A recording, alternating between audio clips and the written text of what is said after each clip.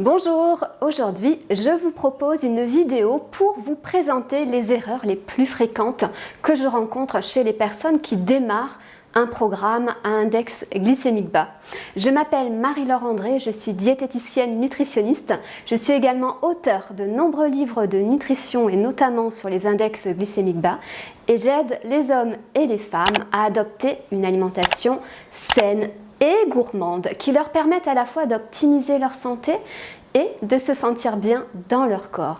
Alors, quelles sont ces erreurs que vous devez éviter si vous êtes intéressé par l'alimentation à index glycémique bas, que vous avez envie de vous lancer? Et ce sont des erreurs que vous pouvez éviter facilement et qui pourraient vous décourager et vous faire abandonner ce programme, ce qui serait vraiment dommage. La première erreur, c'est de se focaliser uniquement sur la notion d'index glycémique et d'en oublier tout le reste. Et quand je pense à tout le reste, je pense surtout à l'équilibre alimentaire et notamment ce que je constate le plus fréquemment, c'est une consommation excessive de graisse. Pourquoi? Parce que c'est vrai qu'il y a de nombreux aliments qui ont un index glycémique très bas, voire un index glycémique nul, parce qu'ils contiennent très peu ou pas de glucides, mais ils contiennent en revanche des protéines et une certaine quantité de graisse. Et ces aliments-là, ça peut être par exemple le saucisson, ça peut être le fromage, ça peut être également d'autres aliments riches en graisse, des quiches, des pizzas, des choses comme ça qu'on peut bien sûr adapter en IG bas. Si vous en abusez, ça ne va pas vous profiter, vous n'allez pas profiter pleinement des bienfaits des IG bas. C'est vraiment très important de concilier l'équilibre alimentaire avec la notion d'index glycémique bas. Donc n'oubliez jamais cette notion d'équilibre alimentaire. On ne va pas manger du saucisson 5 fois par semaine ou de la quiche 4 fois par semaine. C'est pas possible. Pour votre bien-être, pour votre santé, pour votre équilibre, pensez toujours à l'équilibre alimentaire. Alors en parlant de ça, si vous avez envie de tester votre profil alimentaire, je vous propose de réaliser un quiz, un test. C'est gratuit, profitez-en. Vous allez cliquer sur plus là dans le bas de cette vidéo, juste ici.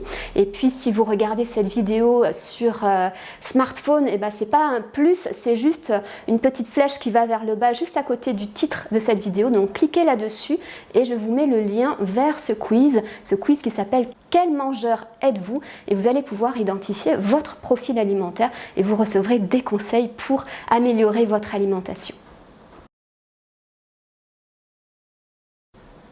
La deuxième erreur que je constate le plus fréquemment, c'est d'essayer d'aller chercher des aliments à IG très bas, inférieurs à 20. Alors là, c'est certainement que vous voulez faire très bien, vous voulez être le plus parfait possible, réussir votre programme IG bas, avoir des meilleurs résultats, mais je pense que aller chercher uniquement des aliments à IG inférieurs à 20, ça peut être vraiment très restrictif et contre-productif. Parce qu'à ce moment-là, vous vous privez de plein d'aliments qui sont IG bas et qui pourraient être intégrés dans votre alimentation.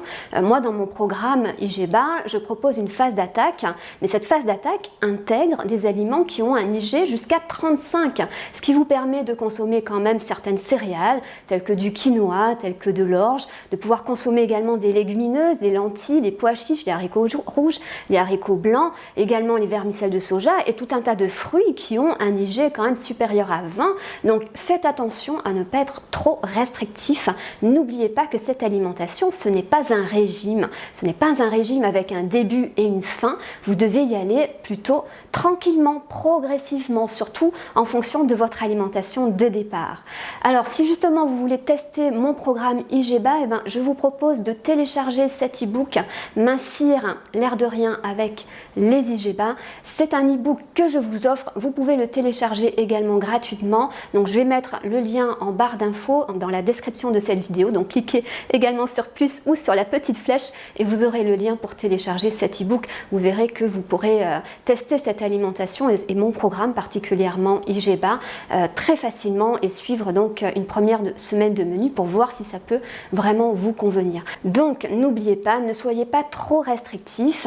Pour la phase d'attaque, vous pouvez aller consommer des aliments qui ont un IG jusqu'à 35 et pour une phase plus classique, vous pouvez manger des aliments jusqu'à 50 au niveau de l'IG. La troisième erreur que je constate le plus souvent quand on démarre un programme IGBA, je constate qu'il y a beaucoup de personnes qui veulent tout changer d'un coup. Parce qu'effectivement, vous êtes motivé, vous avez envie de vous lancer à fond dans cette alimentation. Donc, vous faites votre stock de produits IGBA, de farine intégrale, de sucre à index glycémique bas, de céréales qui ont un IGBA, etc. Et vous y allez gaiement, vous y allez tout d'un coup. Le problème avec cette façon de faire, c'est que, comme je vous l'ai dit, ce n'est pas un régime avec un début et une fin, et selon votre alimentation de départ, ça peut représenter vraiment un choc pour votre organisme, de passer d'une alimentation à IG moyen ou élevé à une alimentation à IG bas ou très bas. Ça peut poser certains problèmes. Vous pouvez ressentir de la fatigue, vous pouvez ressentir les effets de la détox au sucre, donc ça peut être des maux de tête, ça peut être des maux de ventre. Et tous ces symptômes-là que vous pouvez ressentir si vous passez d'une alimentation normale à une alimentation IG très bas d'un coup, ça peut vraiment vous freiner, vous faire abandonner tout simplement. Donc c'est vraiment pas le but. Moi ce que je vous conseille, c'est vraiment d'analyser votre alimentation de départ, de voir qu'est-ce que vous pouvez mettre en place immédiatement et d'y aller pas à pas, progressivement. L'autre effet désagréable que vous pouvez constater si vous passez d'une alimentation normale à une alimentation vraiment 100% IGBA du jour au lendemain, c'est au niveau de vos intestins. Parce que les intestins vont recevoir beaucoup plus de fibres et ça peut être difficile à gérer, cette différence d'apport en fibres. Donc vous pourriez vraiment ressentir un inconfort intestinal, voire même des désordres intestinaux tels qu'un peu de diarrhée. Donc allez-y progressivement, ce sera beaucoup plus simple pour vous psychologiquement et physiquement. La quatrième erreur que je constate assez fréquemment également, donc chez les personnes qui suivent, qui entament un programme à index glycémique bas, c'est de ne pas adapter les quantités, les portions d'aliments à vos besoins. Et là, je vois les deux cas en fait. Ça peut être des quantités qui ne sont pas suffisantes, parce que là encore, vous voulez faire trop bien, vous voulez avoir des résultats immédiats, peut-être sur la balance, vous voulez perdre rapidement du poids et du coup, vous allez vous priver au niveau des quantités tout en veillant à avoir une alimentation la plus IGBA possible. Le problème avec ça, c'est que vous risquez d'avoir quand même des fringales, d'avoir quand même des envies de manger qui vont vous faire craquer au bout d'un certain temps, donc c'est peut-être pas la bonne façon de faire. Le deuxième cas, donc c'est le cas inverse, c'est de se dire c'est IGBA, donc je peux en manger en quantité à volonté sans aucun problème. Et là on oublie d'être à l'écoute de ces sensations de faim et de satiété, c'est la base. Être à l'écoute de ces sensations de faim et de satiété, ça permet de déterminer très clairement et assez précisément les quantités dont vous avez besoin vous personnellement. Donc c'est ça qu'il faut faire. C'est pas manger trop en quantité ni trop peu, mais être vraiment à l'écoute de vos besoins, de votre appétit, de manger lentement et d'être capable d'identifier vos besoins, notamment en ce qui concerne les quantités de féculents.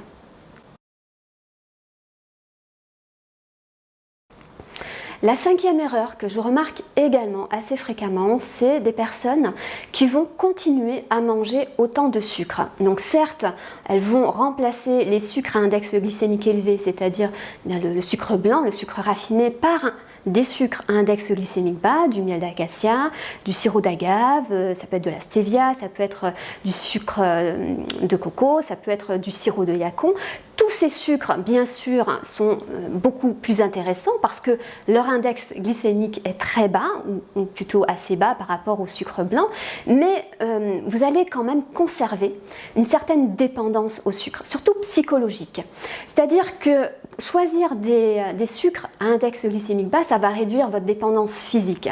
C'est-à-dire que votre corps va avoir moins tendance à réclamer du sucre physiquement. Par contre, psychologiquement, si vous continuez à manger autant de sucre et à avoir une alimentation à saveur très sucrée, vous allez vous habituer en fait à manger sucré. Et ça, c'est pas très bon en fait. Je pense que c'est vraiment important de se déshabituer progressivement, encore une fois, de cette quantité de sucre, de cette saveur sucrée. Donc une fois que vous avez remplacé le sucre blanc par un sucre à index glycémique bas, c'est important que vous preniez l'habitude de réduire petit à petit les quantités jusqu'à consommer certains aliments nature sans sucre, tels que au moins les boissons et les laitages, les yaourts, les fromages blancs, et conserver donc les sucres IGBA plutôt pour tout ce qui est pâtisserie. Voilà pour ces 5 erreurs, donc évitez de tomber dans ces petits pièges de l'index glycémique et allez-y progressivement, surtout avec cette notion d'index glycémique. Vous verrez que vous ressentirez quand même rapidement tous les bienfaits sur votre santé, sur votre bien-être et sur votre silhouette. Pensez à vous abonner bien sûr à cette chaîne si ce n'est pas déjà fait. Je poste une vidéo toutes les semaines. Commentez, posez-moi vos questions si vous en avez donc en commentaire de cette vidéo. Et quant à nous, on se retrouve très rapidement pour une prochaine vidéo.